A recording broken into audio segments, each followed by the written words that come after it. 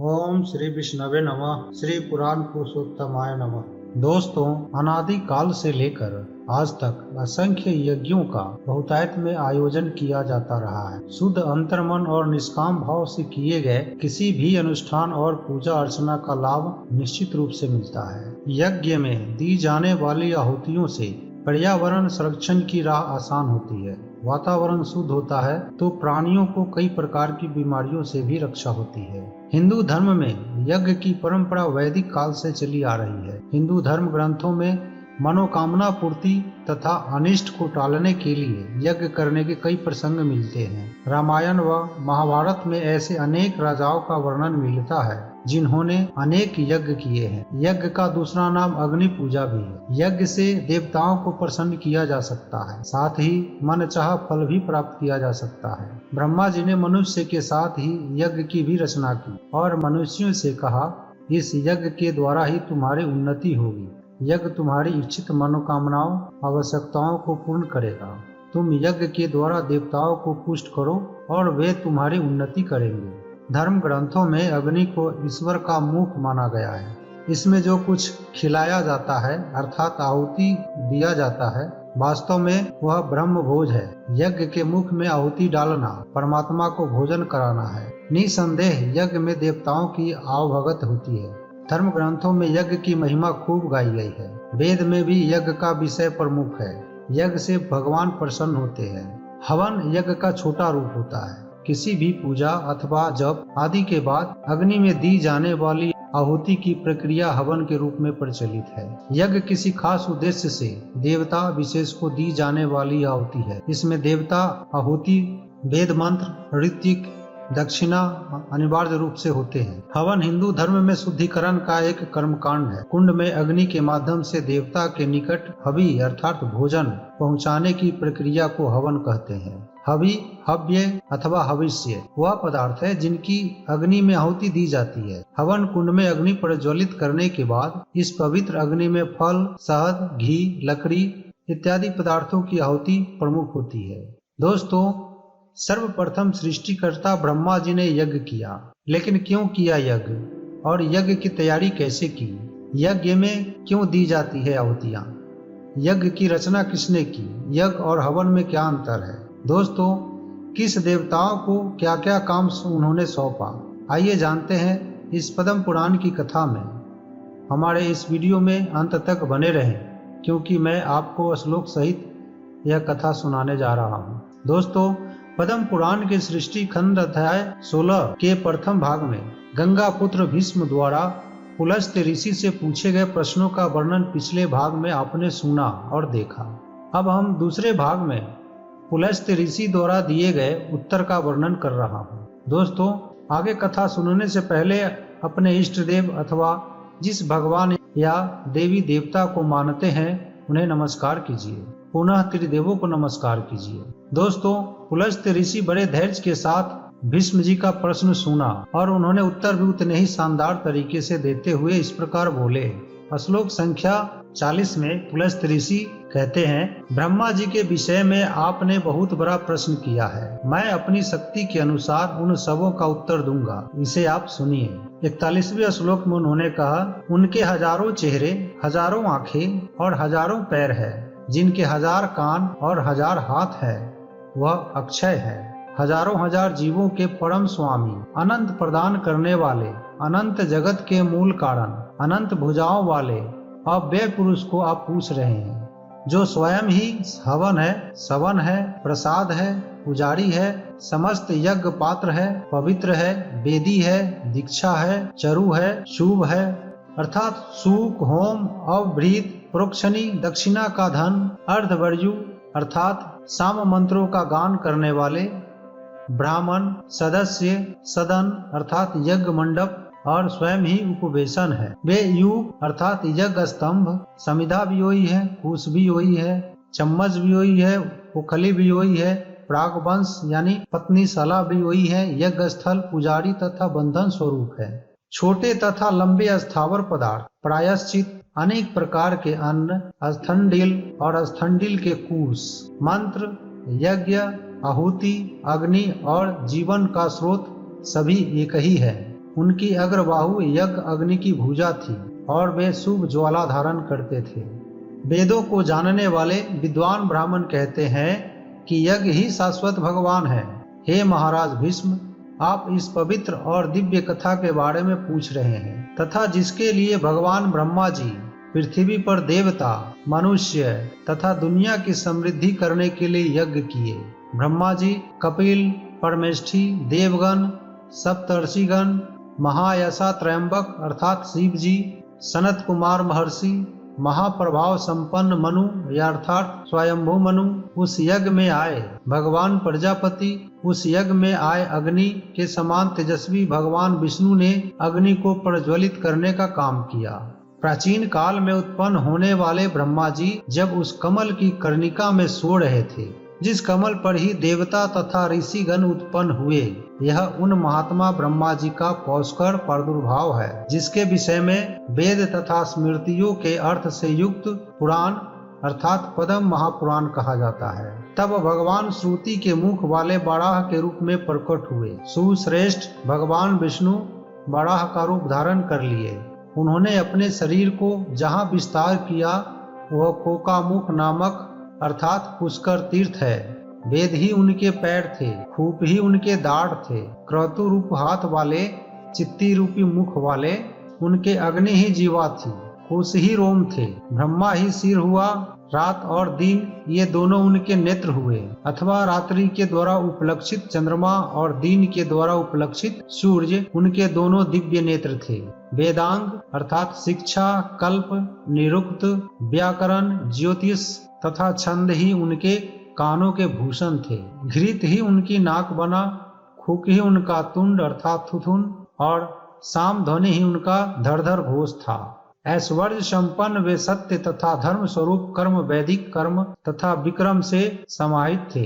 प्रायश्चित ही उनका सुदृढ़ नख हुआ, यज्ञ पशु ही उनके घुटने थे। इस तरह से वे यज्ञ के समान आकार वाले थे। उद्गाता ही उनके आंत थे, होम ही उनका लिंग था, फल तथा बीज महाऔषधिया हुई, वायु ही उनका अंतरात्मा बना, वेद मंत्र ही उनके सुदृढ़ स्फीत थे। उन यज्ञ बराह सोम की सोनित अर्थात खून बना, वेद ही उनके स्कंध थे, हविष्य ही गंध हुआ, हव्य तथा कव्य रूप अत्यंत वेग से वे संपन्न थे। प्लस 3 आगे बताते हैं, पत्नी शाला ही उनका देदीप्यमान शरीर था, वे दीक्षाओं से अर्चित थे, दक्षिणा ही उनका हृदय थी तथा महासत्र स्वरूप महायोग थे। वे उपकर्म रूपी दृष्टि से सुशोभित थे, प्रवर्ज आवर्त ही उनके भूषण हुए। वे अपनी छाया के समान अपनी पत्नी के साथ थे और रत्न जटित शिखर के समान ऊंचे थे। संपूर्ण जीवों का कल्याण करने वाले उन्होंने पृथ्वी का उद्धार अपनी दाढ़ के द्वारा किए। उनके बाद पृथ्वी को धारण करने वाले वे यज्ञ बराह पृथ्वी को अपने स्थान पर लाकर स्थापित कर दिए। पृथ्वी को धारण करने के पश्चात श्री हरि अंतर ध्यान हो गए। इस तरह से ब्रह्मा जी का कल्याण करने वाले आदि बराह के द्वारा धारण करके पृथ्वी को कमल के ऊपर रख दिया गया, जो इसके पहले पृथ्वी सागर के जल में समा गई थी। सम तथा दम गुण से युक्त जो ब्रह्मा जी कोकामुख में विद्यमान थे, आदित्यों, वसुओं, साध्य देवों, मरुदगणों, रुद्रों, विश्व की सहायता करने वाले यक्षों, राक्षसों एवं किन्नरों, दिशाओं, विदिशाओं, पृथ्वी, नदियां, महासागरों के साथ चराचर गुरु ब्रह्मवेत्ताओं में श्रेष्ठ ब्रह्मा जी ने कोकामुख तीर्थ से कहा, हे प्रभु, हे सर्वशक्तिमान, आपने एक पवित्र स्थान बनाया है, इसे सदैव गुप्त रखना है और इस यज्ञ में इसकी रक्षा करनी है। उस समय कोकामुख तीर्थ ने ब्रह्मा जी से कहा, हे भगवान, मैं ऐसा ही करूंगा। उसके बाद ब्रह्मा जी ने अपने सामने विद्यमान भगवान विष्णु से कहा, आप ही मेरे सर्वश्रेष्ठ देवता हैं, आप ही मेरे परम गुरु हैं, आप ही मेरे परम धाम हैं तथा इंद्रादि देवताओं के भी आप ही आश्रय हैं। हे सूर्यश्रेष्ठ, हे विकसित कमल के समान मनोहर नेत्र वाले कमल नयन भगवान, हे शत्रु के पक्ष का विनाश करने वाले, जिस उपाय से दानव मेरे यज्ञ को विध्वस्त न कर सके उसी प्रकार के कार्यों को आप करें। ब्रह्मा जी बोले, मैं आपकी शरण में हूँ, आपको नमस्कार है। तब भगवान विष्णु ने कहा, हे देवेश, आप भय छोड़ दें, मैं दानवों का विनाश कर दूंगा। इसके अतिरिक्त जो विघ्न करने वाले दैत्य तथा असुर हैं, मैं उन सबों को मार दूंगा।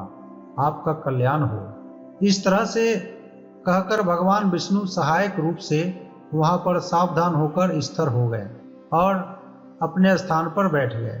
उस समय सुंदर हवाएं चलने लगी, 10 दिशाएं स्वच्छ हो गई, संपूर्ण ज्योतिष चक्र सुंदर कांति से युक्त हो गया और वे सब चंद्रमा के दक्षिणवर्ती हो गए। ग्रहों में कोई विग्रह नहीं हुआ, नदियां स्वच्छ हो गई, पृथ्वी धूल से रहित हो गई और जल संपूर्ण आह्लाद को प्रदान करने वाले हो गए।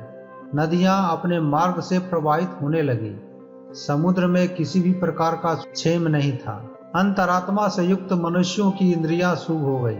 महर्षिगण जोर जोर से वेद मंत्रों का उच्चारण करने लगे। उस यज्ञ में हविष्य का पाक बनाने में अग्नियां मंगलमय हो गई।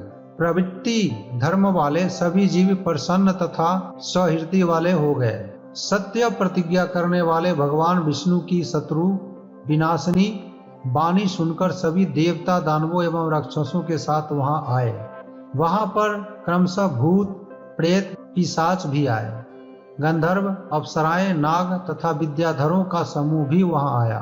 ब्रह्मा जी का आदेश प्राप्त करके वायु देवता सभी दिशाओं से उन सभी वनस्पतियों और औषधियों को लाए जो यहाँ है और जो नहीं है उनको भी। यज्ञ पर्वत को प्राप्त करके संपूर्ण दिशाओं में वे औषधियां रखी गई। सभी देवता उत्तर पर्वत पर वहां स्थित हो गए। गंधर्व अप्सराएं तथा वेद पारंगत मुनिगण उस महाक्रतु में आकर पश्चिम दिशा में बैठ गए। देवताओं के सभी समूह दानवगण एवं असुरगण परस्पर बैर को भूलकर एक दूसरे से प्रसन्न रहकर सब के सब ऋषियों तथा ब्राह्मणों की सेवा करने लगे।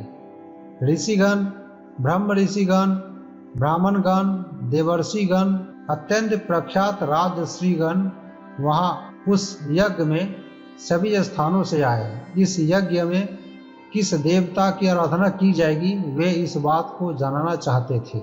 उस यज्ञ को देखने की इच्छा से वहां पशु पक्षी भी आए। सभी ब्राह्मण वहां भोजन करने के लिए आए। वहां पर स्वयं वरुण अन्न प्रदान करने का काम कर रहे थे। स्वयं वरुण अपने लोक से आकर वहां अन्न पकाते थे। वायुदेव भक्ष्य पदार्थों में होने वाले विकारों को दूर करते थे और सूर्य उनके रस को पकाते थे। वहां अन्न को पचाने का काम सोम करते थे तथा बुद्धि देने का काम भगवान बृहस्पति करते थे। धनाध्यक्ष कुबेर धन तथा अनेक प्रकार के वस्त्रों को देते थे। सरस्वती गंगा देवी और नर्मदा नदियों में प्रमुख है और जो अन्य पवित्र नदियां और कुएं और अनेक कुंड जल के भंडार तथा अन्य पवित्र नदियां कूप जलाशय पल्लव तथा अनेक कुंड वहां देवताओं के कई प्रमुख पत्रव और विभिन्न गुफाएं भी थी। जल के सभी जलाशय सातों समुद्र लवण समुद्र इक्षु समुद्र सूरा समुद्र धृत समुद्र दधि समुद्र दुग्ध समुद्र तथा जल समुद्र ये सभी सातों लोक भूलोक भूवलोक स्वलोक महलोक जनलोक तपोलोक और सत्यलोक सातों पताल तल अतल वितल सुतल तलातल महातल और पाताल अपने नगरों के साथ सातों द्वीप पेड़ लताएं घास सब्जियां और फल।